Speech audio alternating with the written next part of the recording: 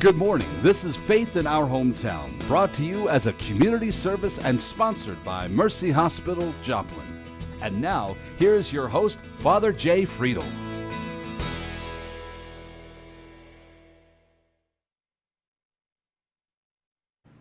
Good morning, everyone, and thanks for joining us again for another Sunday morning on Faith in Our Hometown, our weekly discussion about things that matter to us as people of the greater Joplin area. As we did a couple of weeks ago, this morning we're going to be focusing on our health as a community and how can we be healthier.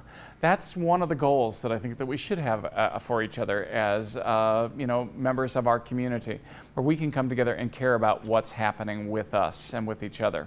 My guest this morning is going to be Dr. Tamon Paige, who's a doctor at Mercy, a psychiatrist, and he is going to be talking with us a little bit on how we might be able to improve our health as a community, especially in terms of our mental health.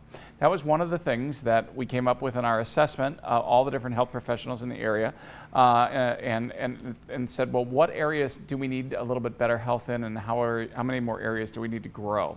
And so mental health is one of those things. So we're going to be right back after this Mercy Minute. Don't go away. We're going to be right back. So grab a cup of coffee and stick with us.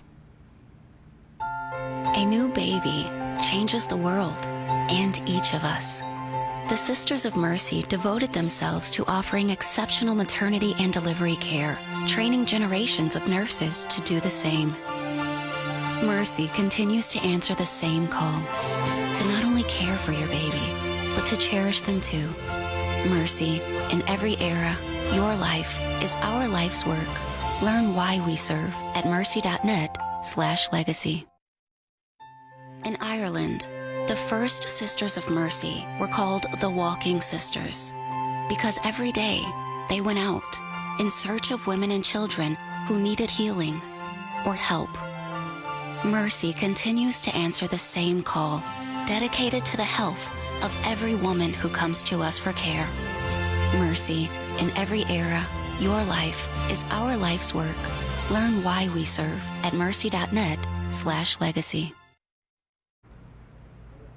Well, again, thanks for joining us for another Sunday morning here on Faith in Our Hometown. Our guest this morning, Dr. Tamon Paige. Dr. Paige, you want to tell us a little bit about yourself, and then we'll talk about mental health for our community. Sure. I'm a psychiatrist at Mercy, Joplin, and I grew up here and came back to battle mental illness. There you go. Good for you. Now, during the break, you looked at me and you said, well, no, mental health is the most important. And I said, yes, sir. We're going to talk about that right now. So tell us why. Why do you think that is the case? Why do we need to care about this so much? Well, Mercy did a community needs assessment, and Joplin and the whole community that Mercy serves, St. Louis, Oklahoma, Kansas, one of the biggest problems that people said was mental health. So that was one of the biggest things on people's minds. So. Yeah, now in terms of that, what do you see are some of the major issues? Whether the community sees them or not, what are some of the things that you think that we should be concerned about in terms of mental health for our viewers and for the area? Well, we have a lot of problems with access to mental health treatment. So people getting in to get their mental health problems addressed. One of the biggest problems I see as a psychiatrist is that as a community, we lack healthy coping skills. Okay. So a lot of people, we don't deal well with stress. A lot of times we'll revert to using drugs, alcohol, addictive medications as an attempt to cope with stress. So I see that as one of the community's biggest problems. So. Yeah, in terms of taking away the pain, sometimes people are doing that self-medication in a way that would be less than healthy. Yeah. Which can lead to all kinds of problems with addictions and those kinds of things, I'm sure. So. Yeah. Are you in terms of that? What would we do about that? How do we help fix that to some degree? Well, one of the biggest things I think we can do is build up your support system and use it. Okay. And that could include your spirituality. That could include your friends and family. A lot of times I see people that have a good support system but don't use it.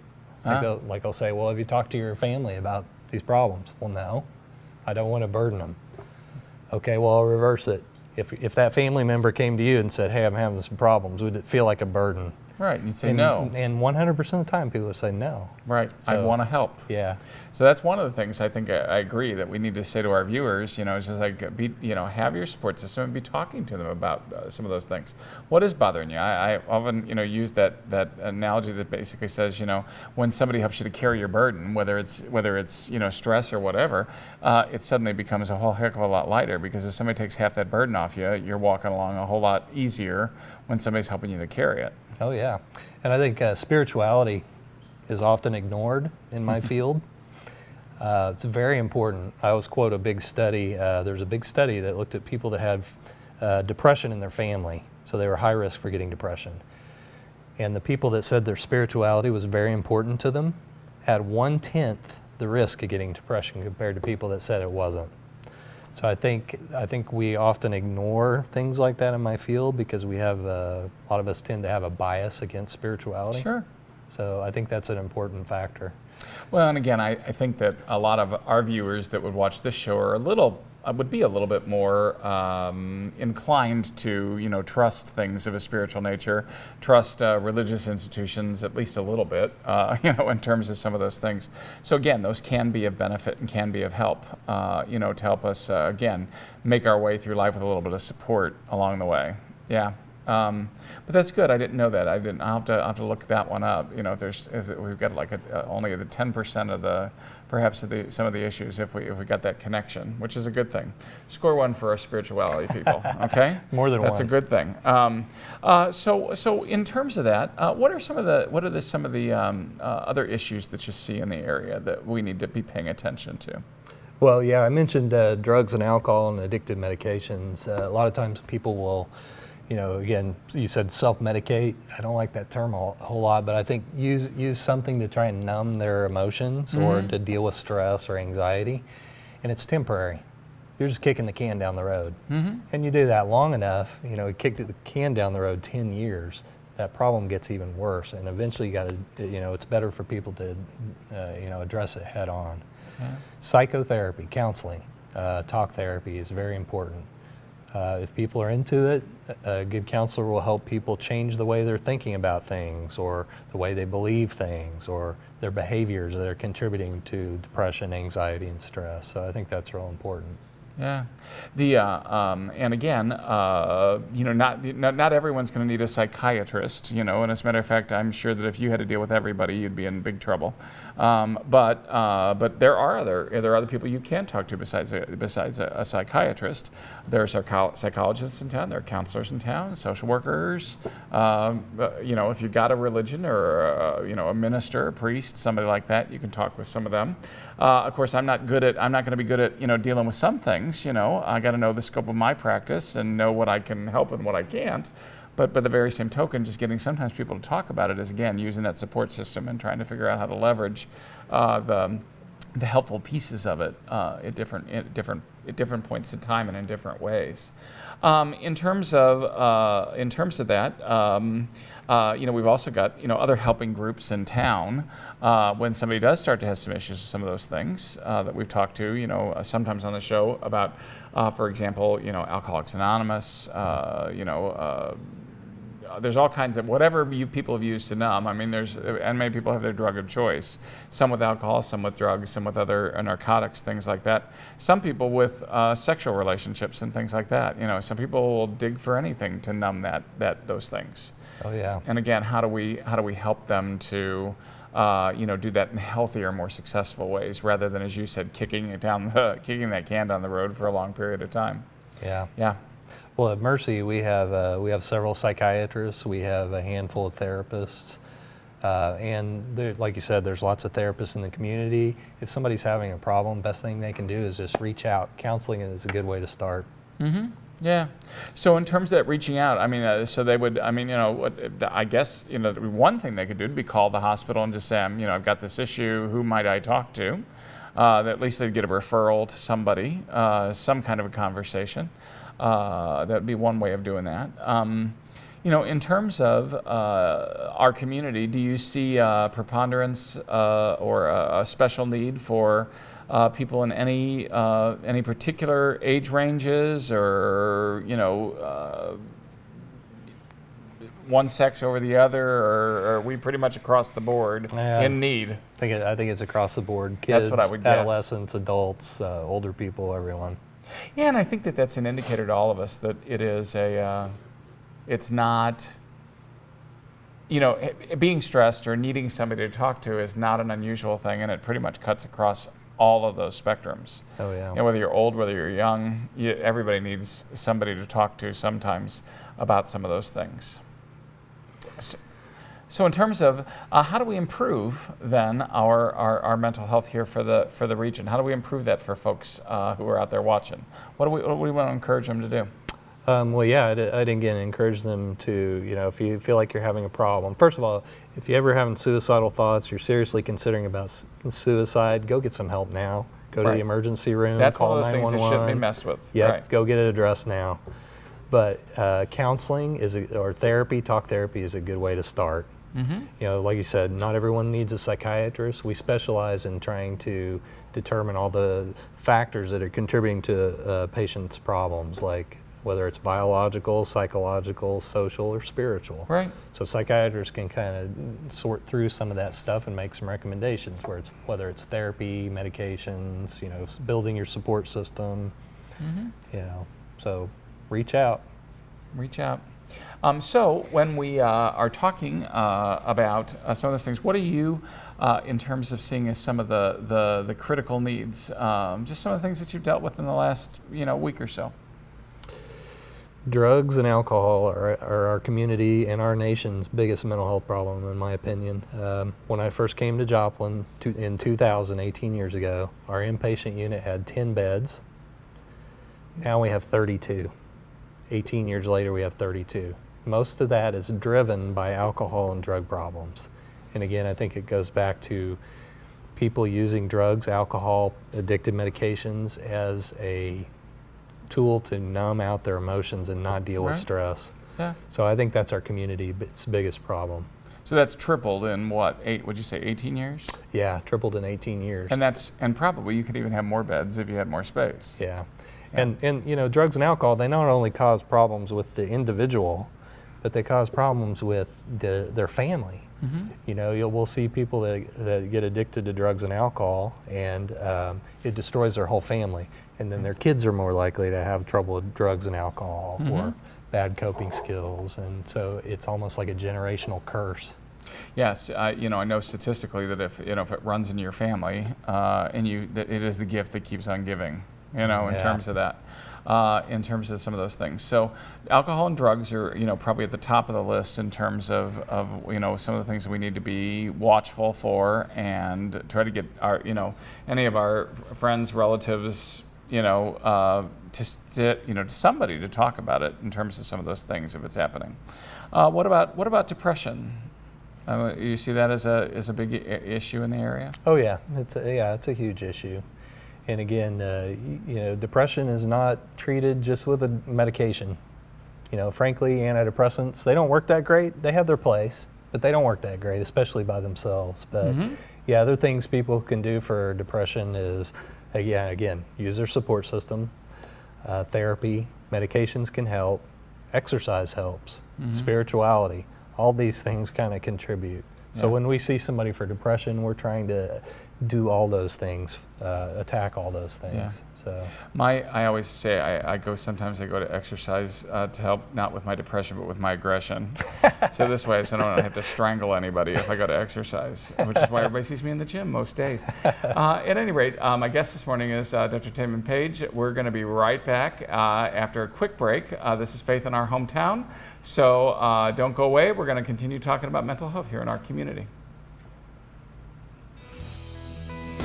You're watching Faith in Our Hometown on KSN TV, brought to you as a community service and sponsored by Mercy Hospital, Joplin.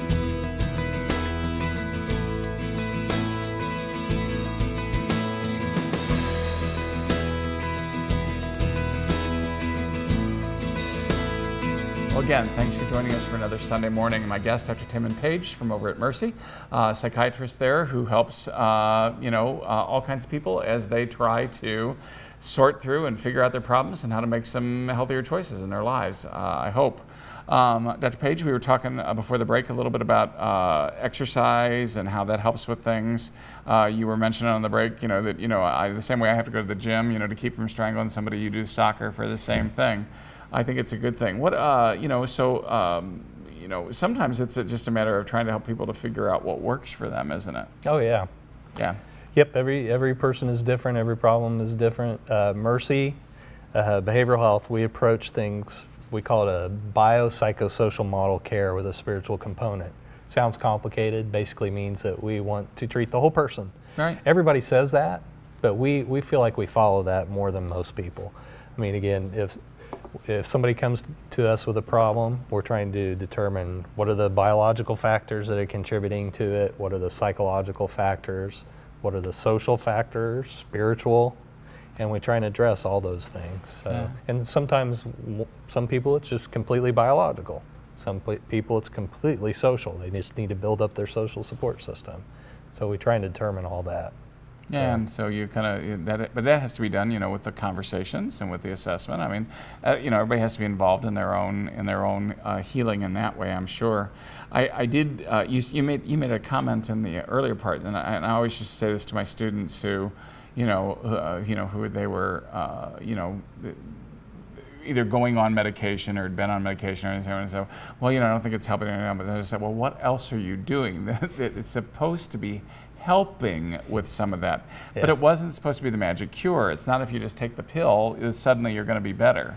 There's still all the other work that has to go along with it. Now, again, if it were just strictly a physical thing, okay, that's one thing. I guess that might solve it in some instances. I wish it was that simple. Well, yeah, but in most cases, it's not that simple. I mean, as you said, it's just like we've all got to do our pieces that have to contribute to how we're going to, still make the rest of the changes that are necessary. And I think, well, this is just, again, you can disagree with me if you want. You're the professional in this regard, but from where I sit, sometimes I think people they think that the pills are going to do it. And so I think we're really, in some ways, probably an overly medicated society in that regard. But again, I don't want somebody to not use something that would be helpful to them, but they're not magic pills. They're not panacea. Yeah, and you're right. I think in most cases, medicines are assistive. They're not the only thing that's going to help. So almost every day in my job, I tell patients, I wish medication works as well as everybody thinks it works. Yeah. It has its place. It'll help. Now, there are some severe mental illnesses. Sure. Like schizophrenia, true bipolar disorder, which is overdiagnosed. Yeah. But those true mental illnesses, medications are primary. Those are the main treatments. But some people can't get the right things firing if they don't get a little bit of help, chemically. Yeah. But in all other behavioral health problems, depression, anxiety, post-traumatic stress, panic attacks, medications are not the primary treatment. They're assistive. So yes, you are right. I think 1 out of 6 Americans now takes an antidepressant. And we're getting more and more depressed. Our suicide rate is increasing. Sure. So yeah, what we're doing ain't working. Yeah. So coping skills, spirituality, exercise, all these, avoiding drugs and alcohol, all these are more important in most cases than medication. It's interesting. Let's get to the spiritual component of some of that, because last week, I had one of my folks come to me, and it's a younger person, but she just said, I've been having more issues with my anxiety lately and my anxiety attacks. And she said, I was just wondering if you'd pray with me. And I said, absolutely. So we went ahead and we prayed, and then after I got finished, she was younger, and her mom was there. And so I just said to her, now just remember though, you got to remember that you got to use all those other things that you've learned about when you start having an anxiety attack, okay? So the prayer is not going to fix it by itself, okay? But I'm hoping the prayer is going to help. I'm hoping the prayer, you remember that Jesus is with you in the middle of that. I'm hoping that you remember all the things that Jesus wants you to remember about starting to deal with it, And so I said, what are the things they've taught you? And we just said a little thing there. But again, it's not like the prayer is not going to magically fix it. The drug's not going to magically fix it. It's got to be that combination of all those pieces that I think will give people more success in terms of managing whatever their issues happen to be. And that was just one example where I'm hoping, and I'm hoping when I talk to her in the next couple of weeks, that she's going to say that it's been better and that she's been having better success and better luck in terms of dealing with her anxiety. But I was like, but I wasn't going to say, oh no, I can't help with that. I'm really hoping that the prayer does help with it. Oh yeah. Because again, all those pieces are all tied together, I see. And so how do we help everybody marshal all of those resources that they've got at their disposal to be able to do that? There's some free online tools that people can use that I refer patients to a lot. A couple of them are cognitive behavior therapy. Some of them that you can do it online. They're free. Some of them focus on anger. You can get rid of your anger instead of going to the gym. Anger, anxiety, and depression. So yeah, I mean, those are free. People can just go on the internet and find those and do them. And the more you do it, the easier it gets. So. Yeah. And again, there are tools like that can help. Sometimes, I mean, your job, kind of like mine, is kind of coaching in some ways to say, okay, now you can do this. But here are things you need to keep in mind, and then here are some skills. Now, what do you do in order to get better at the skills? Practice. Yeah. I get patients come to me and say, oh, this medicine's not working. Well, did you do 1, 2, 3, 4, 5, and 6? No. Well, medicine's not going to work if you don't do all those other things. So. Right. Yeah. Did you do the other things I suggested? Okay, great. You're taking the pills, but did you do the other things that I suggested in the meantime? Yeah. In terms of some of those things. In terms of again, other things you see in the community, other things that we need to highlight for everybody in terms of things we need to watch out for in terms of our community health. Community health, again, so Mercy, we have an inpatient unit where we treat people that are dangerous, suicidal or dangerous in other ways. We have an outpatient clinic where we have therapists and psychiatrists, and we'll treat people, for anxiety, depression, other things like that. But yeah, we need better access. Like just this morning, I walked on our inpatient unit and we had 11 patients waiting in the emergency room overnight for beds. They couldn't find any psychiatric inpatient beds in the whole state. So they had to keep 11 patients in the emergency room. Wow. That's dangerous. Sure it is. It's bad care. We need more access. And that speaks to a larger community problem, that inpatient units aren't paid well. Like, we don't make a lot of money compared to other health services. Other parts of the services, yeah. So but I think we need more access. We need more psychiatrists. We're trying to add another psychiatrist. We're adding another therapist. I think we just need more access. Yeah, that's interesting in terms of some of those things because again, I know that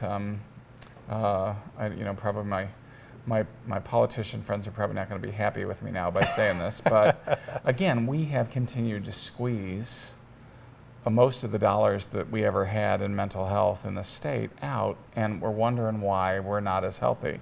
We're wondering why we are winding up as a society that gets a little sicker and sicker.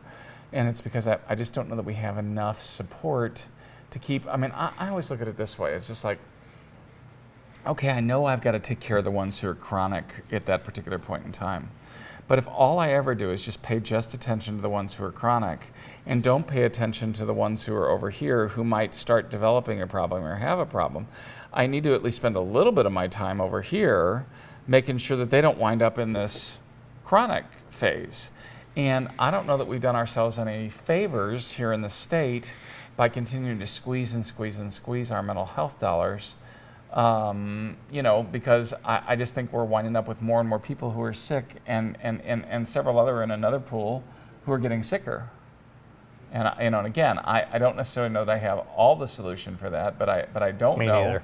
But I don't know that we as a community can continue to just keep putting on Band-Aids and trying to patch up, some of that chronic population without doing some of the other work to lead to a better and more healthy community.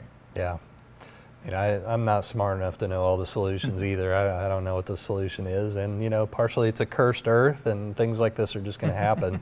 Well, but, there's that. Yeah. There's a happy thought for a Sunday morning. Okay, yes. Sorry. That's okay. We talked about your sense of humor earlier. Yeah, So. yeah, kind of went away with there. There we go. Yeah, but there, I do think that we are silly to think that we're not going to have issues. Yeah. I mean, you can't be alive and realize that there are not issues that we're going to have to deal with, both as individuals and as a community.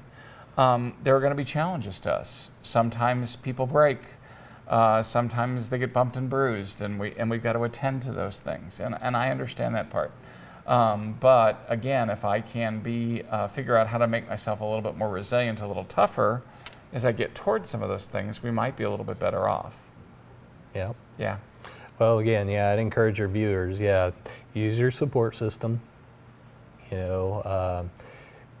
reach out, exercise, use healthy coping skills. One of the things we say for anxiety, like the lady you saw, don't avoid things that make you anxious. Embrace your anxiety and practice dealing with it. Yeah, and practice dealing with it, I think is important. Yep. Yeah, we're talking this morning with Dr. Tamon Paige, who's a psychiatrist at Mercy, about the needs in our community for better mental health. How do we help our neighbors to do some of those things and to encourage them to, especially to talk to other people? I think it's probably one of the things that we really landed on, that we can agree on, that sometimes just by talking to somebody else and marshaling your resources and using those resources in a way that are successful is probably one of the most important things that we can do as a community to help each other and to help ourselves in that regard. So again, we are going to be right back after this Mercy Minute. Don't go away, and we'll be right back to wrap up after this. I have arthritis in my knees, and it was just excruciating. I wish I would have done something sooner.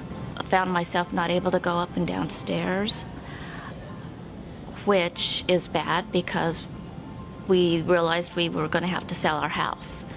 We decided just to take the worst one first, and we did. I was back to work in 6 weeks.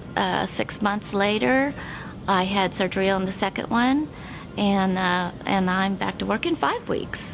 And I was a little scared, a little apprehensive, even though I knew everything that was going to happen. But I was just impressed. Life is short, and I waited. I think I waited too long.